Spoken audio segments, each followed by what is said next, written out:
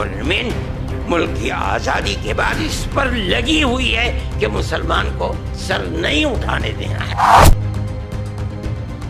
हिंदुस्तान के अंदर किसी मुस्लिम यूनिवर्सिटी का कोई आदमी वाइस चांसलर नहीं बन सकता, और अगर बनेगा तो आजम खान की तरह जेल के अंदर जाएगा। दिल्ली में आयोजित एक सेमिनार में ऐसा बयान सामने आया जिसने सभागार ही नहीं बल्कि पूरे राजनीतिक गलियारों में हलचल मचा दी। जमीयत उलेमा हिंद के राष्ट्रीय अध्यक्ष मौलाना अरशद मदनी ने देश में मुसलमानों की स्थिति और अल फलाह यूनिवर्सिटी विवाद पर ऐसा बरसा कर सवाल उठाए कि वहां मौजूद लोग सन्न रह गए। मदनी के शब्द मानो तीर बनकर निकल रहे। उन्होंने सीधा कहा, आज हालात इतने सख्त हैं कि भारत में किसी यूनिवर्सिटी में मुस्लिम वाइस चांसलर का बनना लगभग असंभव कर दिया गया, और अगर कोई बन भी जाए तो उसका हल वही होगा जो आजम खान का हुआ, जेल। सेमिनार का माहौल अचानक चौंक उठा। लोग एक दूसरे की तरफ देखने लगे। ये बयान सिर्फ शब्द ही नहीं बल्कि एक तीखा आरोप था। मदनी ने मंच अल फलाह यूनिवर्सिटी के मालिक की गिरफ्तारी पर सवाल उठाते हुए कहा, यूनिवर्सिटी का मालिक महीनों से जेल में है, किसी को नहीं पता कब बाहर आएगा।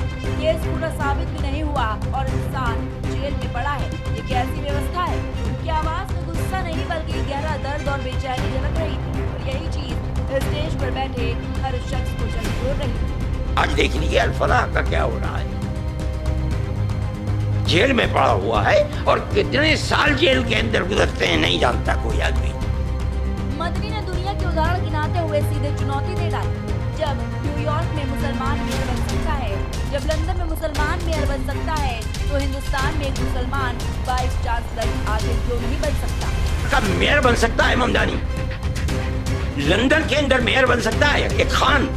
हिंदुस्तान के अंदर किसी मुस्लिम यूनिवर्सिटी का कोई आदमी वाइस चांसलर नहीं बन सकता, और अगर बनेगा तो आजम खान की तरह जेल के अंदर जाएगा, इकबाल की तरह औलाद जेल में डाल दी जाएगी। मदनी ने कहा कि भारत में शिक्षा, नेतृत्व और व्यवस्था में मुसलमान के आगे बढ़ने का दरवाजा बहुत पहले बंद कर दिया गया था। मदनी ने आरोप लगाया कि आजादी के बाद से ही मुसलमानों को कमजोर करने की कोशिश जारी है। सरकारें चाहती हैं कि मुसलमानों के पैरों तले की जमीन खिसक जाए, और बहुत हद तक खिसक भी चुकी है। आज मुसलमान का हौसला पस्त कर दिया गया है।